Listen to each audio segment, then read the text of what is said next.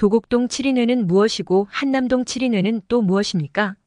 친윤석 10개의 중진인 권성동 국민의힘 의원이 14일 도곡동 7인회를 언급하며 한동훈 대표를 공격했습니다. 도곡동은 한동훈 대표가 거주하는 동네 이름으로 한 대표 측근들을 도곡동 7인회로 부른 것입니다. 지난 12일 한 대표가 대통령실 인적 쇄신을 주장하자 정치권 일각에선 김건희 여사 라인 한남동 7인방이라며 전현직 대통령실 소속 비서관과 행정관의 이름이 거론되고 있습니다.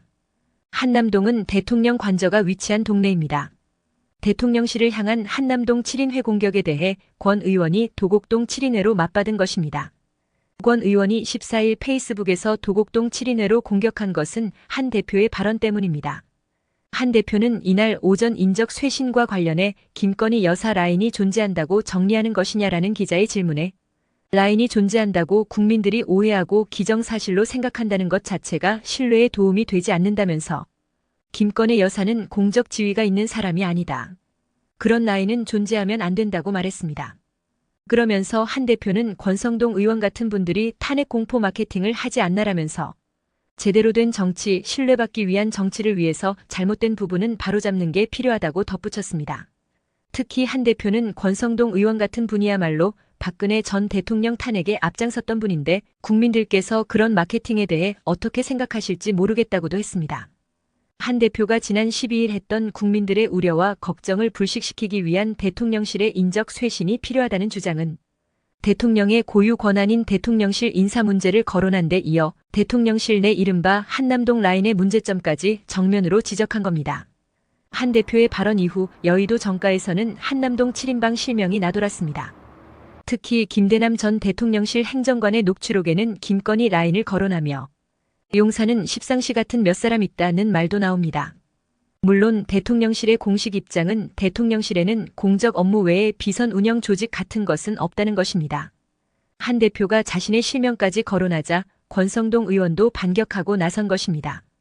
권 의원은 저는 한동훈 대표가 낮은 지지율을 대통령 탓으로 돌린다는 식의 언급을 한 적이 없다. 왜 있지도 않은 말로 남을 비난하는지 이해할 수 없다며 여전히 본인은 완전 무결하다고 생각하는 것인지 심히 우려스럽다고 밝혔습니다. 또 권 의원은 저를 겨냥해 박근혜 대통령 탄핵론을 꺼내든 알량함에는 비애감마저 느낀다. 도곡동 7인회 같은 참모진이 모은 의견이 겨우 그 정도라면 인적 쇄신은 대표실이 우선인 것 같다고 친한계를 싸잡아 공격했습니다. 그런데 왜 하필이면 7인회일까요? 6인회도 8인회도 아닌 7인회일까요? 행운의 숫자여서 그런 것만은 아닌 듯합니다. 기독교나 이슬람교의 대천사는 미카엘, 라파엘, 가브리엘, 우리엘, 라구엘, 사리엘, 라미엘 등 모두 7명입니다. 그러다 보니 핵심 구성원을 7명으로 표현하는 게 자연스럽게 쓰여왔습니다. 특히 정치권에서는 대통령이나 대선 주자급 측근들을 부를 때 7인회라는 용어가 종종 사용됐습니다. 박근혜 전 대통령의 7명의 핵심 측근을 언론에서는 꾸준히 언급해왔습니다. 강창희, 김기춘, 김용갑, 김용환, 안병훈, 최병렬, 현경대가 그들입니다.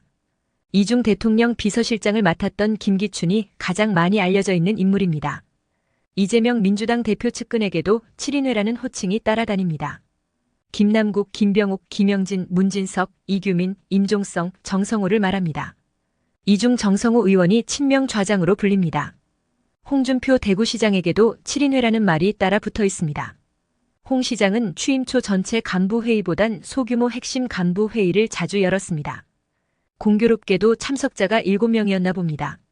그래서 대구시 간부 공무원들 사이엔 홍준표 7인회라는 말이 나돌았습니다. 대권에 도전하려면 7명의 핵심 측근은 있어야 되나 봅니다.